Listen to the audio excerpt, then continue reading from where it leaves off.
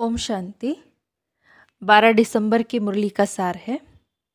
बाबा ने आज हम बच्चों को कहा कि अगर हमें अपनी तकदीर ऊंच बनानी है तो कोई से भी बात करते हुए, देखते हुए बुद्धि का योग एक बाप से लगा रहे और नई दुनिया की स्थापन के निमित्त बनने वाले बच्चों की विशेष जो बाबा की जो डायरेक्शन मिली है वो ये है कि इस समय पुरानी दुनिया से असल में हमारा कोई कनेक्शन ही नहीं है। अपनी दिल हमें इस पुरानी दुनिया से लगाना ही नहीं है। बार बार चेकिंग के लिए आज बाबा ने मुरली में कहा कि हम ये देखते रहे कि हम श्रीमत के खिलाफ कोई कर्म तो नहीं करते, रूहानी सर्विस के हम निमित्त बनते हैं। गीत आज का, भोलेनाथ से निराला कोई और नहीं, बिगड़ी को बनाने वाला कोई और नहीं। बाबा ने कहा वैसे तो इस समय हमें गीत सुनने की ज़रूरत नहीं है क्योंकि ये हमें ज्ञान मिल चुका है। तो वैसे बाबा ने कहा कि एक तो हमें बाबा को याद करना है और दैवी गुण भी धारण करना है।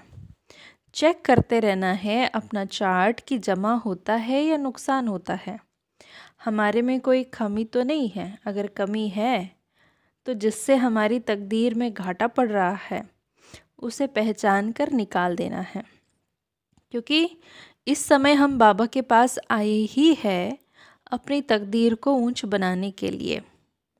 बाबा ने कहा अगर कोई भी चाहे ना, ये लक्ष्मी नारायण बन सकते हैं, अगर बशर्ते ये है कि वो सिवाय एक बाप के और किसी को याद ना करे, तो किसी से दिल ना लगाए, बाबा को पिता के रूप में, टीचर के रूप में याद करेंगे तो थोड़ा डर भी रहेगा कुछ गलत करने से पहले।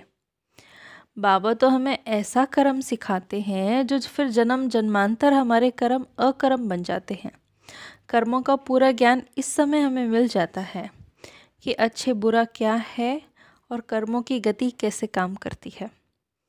इस समय तो बाबा ने कहा सब में 5 भूत प्रवेश है और अच्छी रीति पुरुषार्थ करके हमें कर्मातीत अवस्था को भी प्राप्त करना है। दिन प्रतिदिन बाबा ने कहा दुनिया की हालत तो और बिगड़ती ही जाएगी। समय ऐसा आता जाएगा, बाबा ने कहा हंगामे ज़्यादा होते जाएंगे, प्रजा पर प्रजा का राज्य होगा। तो बाबा ने कहा उस समय बहुत अंत के समय हम देख सकते हैं इस समय कि बहुत ज़्यादा हंगामा होगा जो विनाश की ओर ले जाएगा। हमें इस दुनिया से असल में कोई ताल्लुक़ ही नहीं रखनी है। हमारा कनेक्शन तो है इस समय नई दुनिया के लिए। तो सर्विस का भी हमें बहुत लगन होनी चाहिए। रूहानी सर्विस करने से ही हमारी उन्नति होती जाएगी। दैवी गुणों के बारे में भी आज बहुत अटेंशन खिंचवाया। आज बाबा ने बार बार कहा, बाबा ने कहा मैं तो दैवी गुण धारण भी कराता हूँ और आप बच्चों को खजाना भी देता हूँ। तो यहाँ बैठे हैं तो हमारी बुद्धि में सृष्टि का आदि मध्य अंत का सारा ज्ञान है कि इस समय बाबा आए ही है पतितों को पावन बनाने के लिए। उसी के लिए बाबा इस समय युक्तियाँ भी बताते रहते हैं कि हमारा मनसा वाचा कर्मणा कभी कोई बुरा कर्म ना हो। फिर तो बाबा तो कहते कि इस समय बाबा आकर बच्चों से नई दुनिया का उद्घाटन कराते हैं, अकेला नहीं करते हैं। दुनिया में तो ये होता है कि आपने किसी को उद्घाटन में बुलाया, वो सीधा आएंगे और रिबन काट के चले जाएंगे, लेकिन बाबा ने कहा आप नई दुनिया की ओपनिंग कराते हो बाबा के साथ सहयोगी बन करके। तो हम ब्राह्मण कुल पुरुषोत्तम हैं, तो इस बात का बहुत बहुत हम बच्चों के अंदर नशा होना चाहिए। मनुष्य तो इस समय सारे मूंझे हुए हैं, कंफ्यूज है। तो ऐसे बाबा ने कहा जो मूंझे हुए हैं उनको आकर बाबा ने बाहर निकाला और रास्ता बताया। ये पुरानी दुनिया है जो बहुत जल्दी जिसका अंत होने वाला है। बाबा ने आज कहा उमंग बढ़ाया बच्चों में कि हम बड़े बड़े सेंटर खोलें। तो जितने बड़े बड़े सेंटर होंगे, चित्र होंगे, तो बड़े लोग भी आएंगे फिर उसमें। तो ये ईश्वरीय पाठशाला भी है जिसमें हम मनुष्य से देवता बन जाते हैं।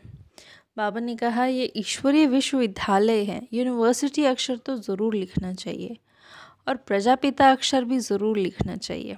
लोगों को पता तो लगे कि यहाँ पर किस तरह की पढ़ाई पढ़ाई जाती है।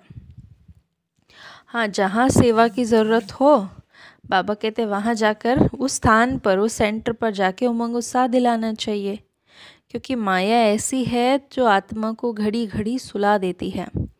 मैं सुदर्शन चक्रधारी हूँ ये भी भूल जाते हैं, युद्ध के मैदान में है ये भी भूल जाते हैं। तो माया कहीं अपने तरफ मुँह ना करवा ले हमारा, इस बात की भी हमें बड़ी संभाल करनी है। माया के तूफान तो सभी को आते हैं, चाहे वो छोटा हो या बड़ा हो।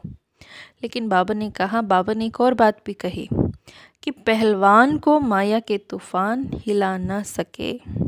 जो आत्मा पक्की होगी, माया उसका कुछ नहीं बिगाड़ सकती। लेकिन वो अवस्था भी बच्चों की आनी है। तो आगे बाबा ने कहा कि याद से ही आत्मा को हम सतो प्रधान बना सकते हैं। याद में ही माया विघ्न भी डालती है, पर हमें अपनी कोशिश जारी रखना है, क्योंकि याद करते करते सतो प्रधान अवस्था हो जाएगी तो ऐसी पक्की अवस्था होगी जो अंत में हमें एक बाबा के सिवाय और कोई याद ही नहीं आए। तो बाबा राजयोग सिखाते हैं जो पावन बनने के लिए। तो बाबा का परिचय सबको देना है, देने की युक्ति भी रचनी है। कैसे हम बाबा की सेवा करें, बाबा का परिचय सबको बताएं, कैसे हम उन्हें रास्ता दिखाएं, यही सारा दिन बुद्धि में ख्यालात चलते रहने चाहिए। जब बाबा के पास आते हैं तो बाबा ने कहा, देखो यहाँ का वाइब्रेशन मिलता है। सम्मुख सुनते हैं तो उसका मज़ा भी अलग होता है, नशा भी और खुशी भी अलग होती है। क्योंकि बाहर जाएंगे तो माया के वातावरण में तो सब उड़ जाता है नशा, तो इसलिए सम्मुख आ करके सुनना बहुत ज़रूरी है। तो ब्राह्मणों की बाबा ने कहा यादगार चोटी या जनेऊ है। आजकल तो वो निशानियाँ नहीं है, लेकिन बाबा कहते हैं हम असली ब्राह्मण बनते हैं तो ही हम देवता बन सकते हैं। तो हम बच्चों का, बाबा ने कहा, आपस में कभी भी लून पानी नहीं होना चाहिए और कोई आसुरी गुण भी नहीं होना चाहिए। ये यज्ञ है और इस यज्ञ का मालिक तो शिव बाबा है। यज्ञ से सब बच्चों की संभाल भी होती है। तो इसमें हमारी बुद्धि की लाइन बहुत क्लियर चाहिए। ये बहुत थोड़ा समय है हमारे पास, इसलिए याद की यात्रा को और पक्का करना है, पुरुषार्थ करना है। वरदान है कहना, सोचना और करना, इन तीनों को समान बनाने वाले ज्ञानी तो आत्मा भव। अभी वानप्रस्थ अवस्था में जाने का समय समीप आ रहा है, इसलिए कमजोरियों के मेरेपन को व व्यर्थ के खेल को समाप्त कर कहना, सोचना और करना समान बनाओ, तब कहेंगे ज्ञान स्वरूप। जो ऐसा ज्ञान स्वरूप ज्ञानी तो आत्माएं हैं, उनका हर कर्म, संस्कार, गुण और कर्तव्य समर्थ बाप के समान ही होंगे। वे कभी व्यर्थ के विचित्र खेल नहीं खेल सकते, सदा परमात्मा मिलन के खेल में बिजी रहेंगे।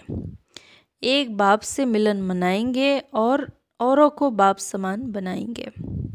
स्लोगन, सेवाओं का उमंग छोटी छोटी बीमारियों को मर्ज कर देता है, इसलिए सदा सेवा में बिजी रहो। ओम शांति।